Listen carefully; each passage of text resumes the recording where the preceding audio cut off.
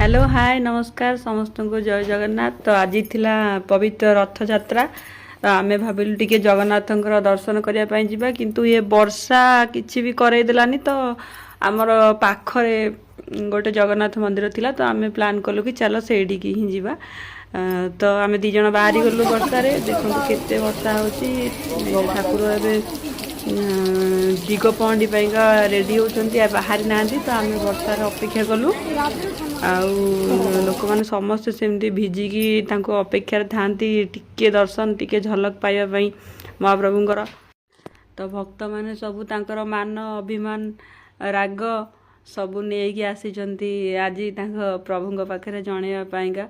केते जण तो सेठी कांदी भी पकाउथिले ठाकुरंक आखिरे आखि मिसेकी। तो एटा तो समस्त संगे ही हुए। तो आमे जे केते कौन भाबिकी जाइथिबु एटा कहबु सेटा कहबु सेठी जाइकी तांको आखिरे आखि मिसी गले सबू ही भूली जाए।